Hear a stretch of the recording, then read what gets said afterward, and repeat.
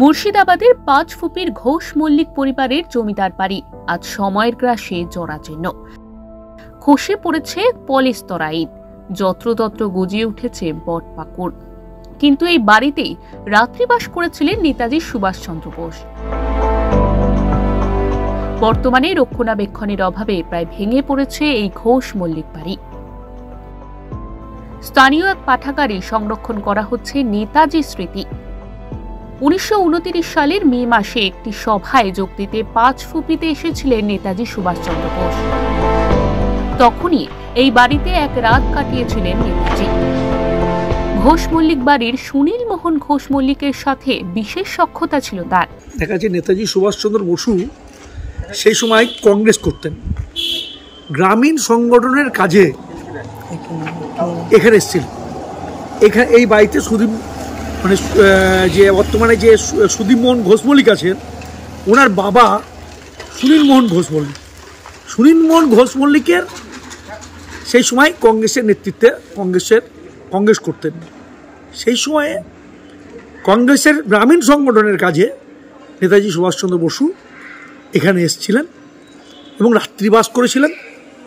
এবং কথিত আছে, সবাই বলে বা ওই বাড়ি থেকে শুনতে পাওয়া যায়, রাত্রিতে লুচি, আলুর দম সুনীল ঘোষ মল্লিকের স্ত্রী রান্না করে দিয়েছিলেন এবং সেই খাবার রাত্রিতে খেয়েছিলেন। কিন্তু ইংরেজ সরকার, তৎকালীন ইংরেজ সরকার খবর পেয়ে যায় যে এটা এখানে নেতাজি সুভাষচন্দ্র বসু আছেন। তাই তিনি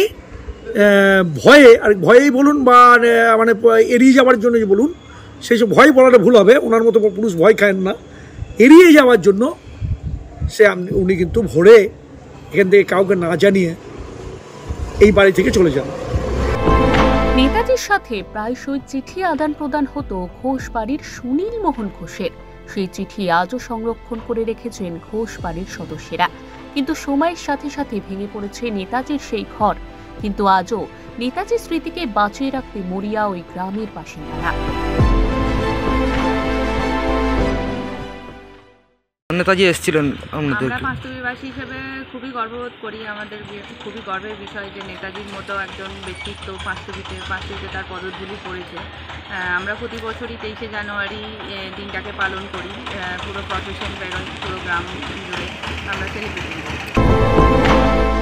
গ্রামের বাসিন্দা ও পরিবারের সদস্যরা দাবি জানিয়েছেন যেন নেতাজি স্মৃতি বিজড়িত এই বাড়ির রক্ষণাবেক্ষণের দায়িত্ব নেয় রাজ্য সরকার, যাতে নেতাজি স্মৃতিগুলি অবহেলায় নষ্ট না হয়ে যায়। মুর্শিদাবাদ থেকে তাপস ঘোষের রিপোর্ট, ওঙ্কার বাংলা।